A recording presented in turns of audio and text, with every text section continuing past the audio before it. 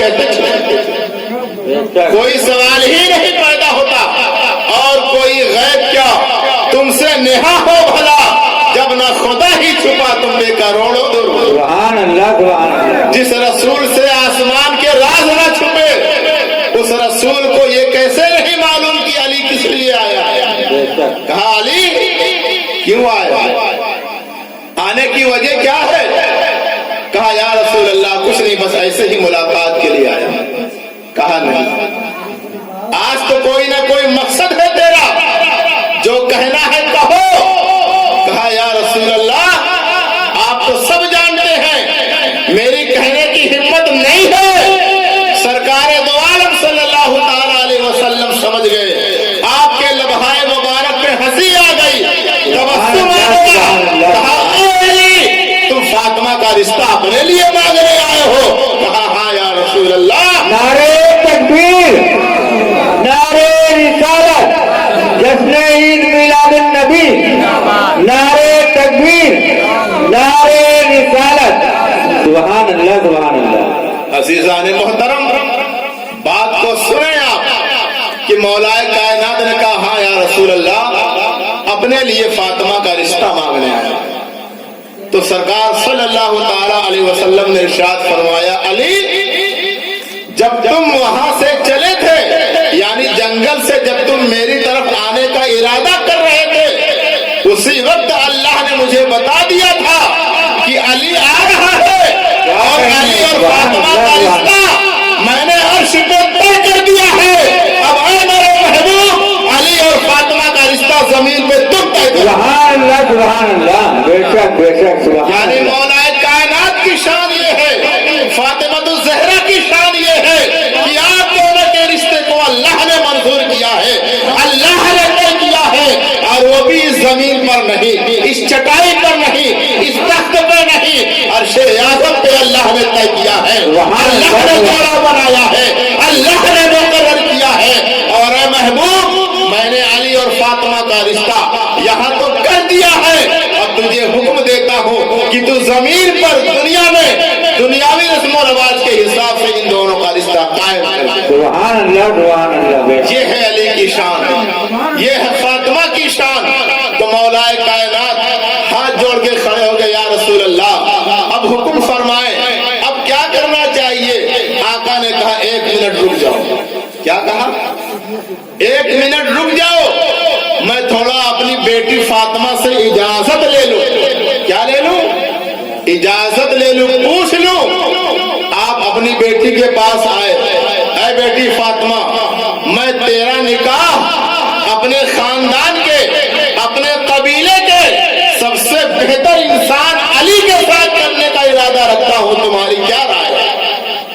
تو بیٹی فاطمہ کا سر جھک گیا، آنکھوں سے خوشی کے آنسو گرنے لگے۔ تو یہ اشارہ ہے، یہ اجازت ہے، لیکن قربان جائے میرے مصطفیٰ نے دنیا والوں کو یہ قانون دے دیا ہے کہ بغیر لڑکی سے پوچھے ہوئے اس کا رشتہ طے نہ کیا جائے۔ یہ ایک قانون دیا میرے آقا نے کہ بیٹی سے ضرور آپ پوچھ لیں کہ فلاں کے ساتھ تمہارا رشتہ طے ہوا ہے، تمہاری کیا مرضی ہے؟ وہ چاہے ہاں کرے چاہے نہ کرے، اللہ کے رسول نے اس کو دونوں اختیار دیا۔ اس لیے آپ نے اپنی بیٹی سے پوچھا، بیٹی نے اجازت دے دی، معاملہ آگے بڑھ گیا۔ اب پھر آئے حجرے میں، اے علی جاؤ نکاح کی تیاری کرو، جاؤ شادی کی تیاری کرو۔ اب ہاتھ جوڑ کے علی کھڑے ہوتے ہیں، یا رسول اللہ میرے پاس تو کچھ نہیں، میں شادی کی تیاری کیا کروں گا؟ تو میرے آقا نے فرمایا کم سے کم اتنا تیاری کرو کہ مہر کی رقم ادا کر سکو۔ کس کی رقم؟ مہر کی رقم، جو آج ہمارے معاشرے میں بہت تباہی کا ذریعہ بنی ہوئی ہے۔ کتنے لوگ ایسے ہیں مر جاتے ہیں مہر ادا نہیں کرتے ہیں، کتنے لوگ ایسے ہیں زمین پر یا تو زبردستی اپنی بیوی سے مہر معاف کرواتے ہیں یا مر جاتے ہیں مہر ادا نہیں کرتے ہیں۔ اللہ کے رسول صلی اللہ علیہ وسلم نے ارشاد فرمایا مہر عورتوں کا حق ہے۔ کس کا حق ہے؟ عورتوں کا۔ مہر عورتوں کا حق ہے۔ جو نوجوان یا جو مسلمان شادی کرنے کے بعد اپنی بیوی کو مہر ادا نہ کرے،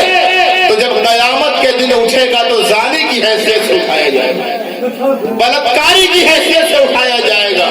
कितनी बुरी सजा है, कितनी बुरी लानत है। अल्लाह से डरो, रसूल से डरो। महर औरतों का हक है, जितनी जल्दी हो सके इसको अदा करना चाहिए। औरत मांगे या ना मांगे, लेकिन आपकी भलाई यही है कि आप जल्दी से उसको अदा करें।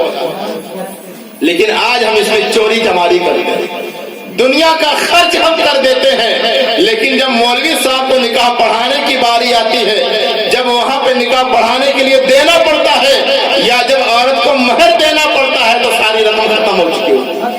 मौलाना साहब 500 रुपया ले लीजिए, महर माफ कर दो बीवी। यही पे आके इंसान अपनी गरीबी का रोना रोता है, वरना कितने रुपए का पटाखा जला दिया कोई परवाह नहीं है, कितने रुपया आग में जला दिया कोई परवाह नहीं है, कोई नोट की कमी नहीं है, कोई रकम की कमी नहीं है। लेकिन जहाँ शरीयत ने खर्च करने का हुक्म दिया है, जब वहां पे खर्च करने की बात आती है तो हम फटे फटीचर हो जाते हैं। अल्लाह के रसूल ने फरमाया, अली महर का इंतजाम करो। आपके पास कुछ नहीं है तब भी कहा महर का इंतजाम करो। इससे मालूम हुआ कि महर कितना जरूरी है।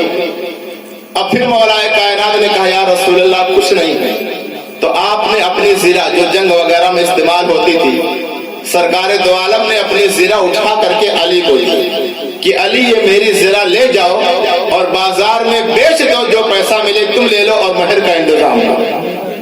अब मौलाए कायनात अपने आका की जीरा को लेकर के चले, कशमकश के आलम में है कि कहां पर बेचूं। रास्ते में जा रहे थे कि अचानक उस्मान गनी रज़ी अल्लाह ताला अन्हु के दरवाजे पर रुक गए, क्योंकि उस्मान गनी बड़े मालदार थे, अल्लाह ने बहुत नवाजा था आपको, मशहूर भी थे कि आप बड़े मालदार हैं। तो मौलाए कायनात वहीं पर रुक गए, दस्तक दी। उस्मान गनी रज़ी अल्लाह ताला अन्हु बाहर आए, सलाम दुआ हुआ, कहा अली क्या बात है? कहा उस्मान मेरी शादी तय हो गई है फातिमा से, महर का इंतजाम कोई नहीं है, रसूलुल्लाह ने अपनी जीरा दी है कि इसको बेच करके महर का इंतजाम करना है, लेकिन समझ में नहीं आती कहां पर बेचूं, कितने का बेचूं, किसके हाथ बेचूं। तो उस्मान गनी रज़ी अल्लाह ताला अन्हु ने कहा अली बस इतनी सी बात है, बताओ कितना रकम देना है। मौलाए कायनात ने कहा जीरा देख लो, उसके हिसाब से जो बनता है दे दो। जीरा देख लिया, उस्मान गनी ने उस वक्त 400 दिरहम अता किए। कितने दिरहम? 400 दिरहम अता किए, बड़ी मोटी रकम है। अब उसके बाद 400 दिरहम अता करने के बाद जीरा ले लिया। जब जीरा ले ली तो फिर उस्मान गनी ने कहा ऐ अली तुम ये जीरा किसी और से भी बेच सकते थे, किसी और के हाथ बेच सकते थे, लेकिन तुमने रसूलुल्लाह की जीरा के लिए मेरे घर का इंतखाब किया, मुझे तुमने चुना, तो इस चुनने की वजह से 400 दिरहम मैं तुझे और अता करता। सुभान अल्लाह, सुभान अल्लाह। कि रसूलुल्लाह की जीरा मेरे पास आई है, इससे बड़ी सआदत क्या है। तो 400 दिरहम और अता कर दिया। कितने हो गए? 800। अब फिर उस्मान गनी ने कहा ऐ दोस्त अली जाहिर सी बात है तुम्हारा रिश्ता तय हुआ है, शादी होगी, वलीमा भी करना है, और वलीमे में जब दोस्तों अहबाब आते हैं तो दूल्हे को जो उसके दोस्त होते हैं कुछ तोहफे तहाइफ देते हैं, तो मैं भी आऊंगा वलीमे में तो कुछ तोहफा लेकर के तो आना ही पड़ेगा। ऐसा करो तोहफे की शक्ल में ये जिला भी मैं तुमको वापस करता हूँ, यानी जिला भी ले जाओ, 800 दिरहम भी ले जाओ। ये उस्मान गनी की सखावत है कि जिसको देते हैं माला माल कर देते हैं। नारे तकबीर, नारे रिसालत, जश्न ईद मिलादुन नबी, नारे तकबीर, नारे रिसालत। सुभान अल्लाह, सुभान। उसके बाद मौलाए कायनात आते हैं, शादी की तैयारी हो जाती है, महर का इंतजाम हो जाता है, अल्लाह के रसूल आप दोनों का निकाह भी कर देते हैं। तो इन तमाम वाक़यात से मेरे सुन्नी मुसलमानों बहुत सारी चीजें हमें सीखने को मिली है कि महर कितनी जरूरी चीज है। महर अदा करने की पूरी कोशिश कीजिए, जितनी जल्दी हो सके इसको अदा करें, ताकि تاکہ ہم آخرت کے وبال سے بچ سکیں اور بیویوں کی قدر کرنا سیکھیں، ان کی عزت کرنا سیکھیں۔ یہ فاطمہ کی کنیز ہے، یہ فاطمہ کی نسل سے ہے، یہ فاطمہ کی جنس سے ہے۔ اللہ کے رسول صلی اللہ تعالی علیہ وسلم نے آخری بات ارشاد فرمائی ہے کہ بہادر وہ نہیں ہے جو غنڈہ گردی کرتا پھرے، جو آوارہ گردی کرتا پھرے، جو لوگوں کو مارتا پھرے۔ بہادر وہ ہے جو اپنی عورت پہ کبھی ہاتھ نہ اٹھائے، جو اپنی عورت کو کبھی نہ رلائے، جو اپنی عورت کو کبھی نہ ستائے، جو اپنی عورت پر اتیاچار نہ کرے، جو اپنی عورت پر ظلم نہ کرے، کیونکہ میرے آقا نے اسلام کا درس دیا ہے۔ جو عورتوں کو مارتا ہے، آقا فرماتا ہے یہ مسلمان نہیں ہے، یہ اسلامی طریقہ نہیں ہے۔ ہمارا مذہب مذہب اسلام ہے، یہ سیدھا مذہب ہے، یہ پیار کا محبت ہے، یہ پیار کا دین ہے، یہ محبت کا مذہب ہے، امن و شانتی کا مذہب ہے۔ میرے آقا نے ہر ایک کو عزت دی ہے، شوہر کو الگ عزت دی ہے، بیوی کو الگ عزت دی ہے، بہن کو الگ عزت دی ہے، بیٹی کو الگ عزت دی ہے، بھائی کو الگ عزت دی ہے، ماں کو الگ عزت دی ہے، باپ کو الگ عزت دی ہے۔ جو جتنی عزت کا حقدار تھا، ہمارے اور آپ کے رسول نے ان کو اتنی عزتیں عطا فرمائی۔ تو اس شادی کے پیغام سے ہمیں بہت کچھ سیکھنے کو ملا ہے۔ اللہ رب العالمین کی بارگاہ میں دعا ہے کہ جو کچھ بیان ہوا اس پر ہم تمام کو عمل کرنے کی توفیق عطا فرمائے، آمین۔ وآخر دعوانا ان الحمدللہ رب العالمین۔ السلام علیکم ورحمۃ اللہ تعالی وبرکاتہ۔ کھڑے ہو جائیں۔